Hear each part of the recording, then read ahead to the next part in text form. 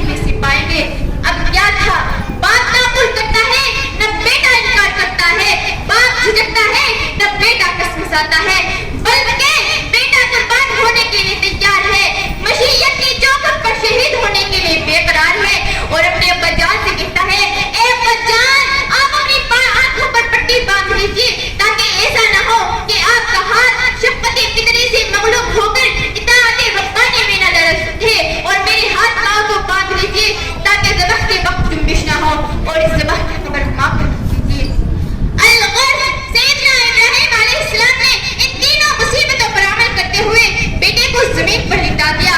آنکھوں نے یہ نظارہ بھی دیکھا ہوگا, بلکہ نیل کو آنکھوں نے وہ نظارہ بھی دیکھا ہوگا کہ بیٹا زمین پر پڑا ہوا ہے. اب کیا تھا, فرشتے گوشت پر آواز تھے, فضائیں خاموش تھی, ہوائیں ساکت تھی, چرندوں پرند نے چلنا پھرنا چھوڑ دیا تھا, چڑیوں نے چہچہانا بند کر دیا تھا, آسمان منتظر تھا, زمین منتظر تھی کہ دیکھیں سیدنا اسماعیل علیہ السلام, سیدنا حضرت ابراہیم علیہ السلام کیا کرتے ہیں. مگر وہ بوڑھا باپ اپنے ضعیفی کے آخری سہارے کے حلقوم پر چھری پھیرتا ہے. چھری اپنا کام کرتی, اس سے پہلے آواز آتی ہے, اے ابراہیم تو نے اپنا بات سچ کر دکھایا, ہم احسان کرنے والوں کے ساتھ ایسا ہی بدلہ دیتے ہیں. چنانچہ ان ساری آزمائشوں کے لمحات کے بعد حضرت ابراہیم علیہ السلام کو خوشیوں کی خبر سنا دی گئی. آپ کو خلیل اللہ کا خطاب عطا کیا گیا. آج ہم بھی قربانی کرتے ہیں, مگر ہماری قربانی صرف ایک قسم کی صورت اختیار کرتی جا رہی ہے. آج جانوروں کی قربانی نہ ہمارے دلوں کو تڑپاتی ہے اور نہ ہی شوق و شہادت کا جذبہ پیدا ہوتا ہے, بلکہ 10 ذی الحجہ سے قبل جانور کو خرید کر قصاب کی نظر کر دیتے ہیں. ہونا تو یہ چاہیے تھا کہ جانور کو پورے سال پالتے اور قربانی اپنے ہاتھوں سے کرتے, مگر افسوس صد افسوس کہ امت مسلمہ پر اب قربانی کا انحصار چند بوٹیوں پر ہو گیا ہے. ہم سیدنا ابراہیم علیہ السلام کی قربانیوں کو فراموش کر گئے, یا پھر ہمیں معلوم ہی نہیں کہ ہم پر قربانی کیوں واجب قرار دی گئی. افسوس صد افسوس کہ ہماری قربانیوں میں ایثار کم اور شان و شوکت زیادہ ہوتا ہے. مسلمانوں, اگر ہم قربانی کی استطاعت رکھتے ہوئے قربانی نہ کریں تو آقا نے ایسے لوگوں کے لیے ارشاد فرمایا کہ اگر کوئی قربانی کی استطاعت رکھتے ہوئے قربانی نہ کرے تو وہ ہمارے عیدگاہ کے پاس نہ آئے. آپ خود ہی غور کریے, خود ہی سوچئے, کیا ہم اس حدیث کے مصداق نہیں بنیں گے؟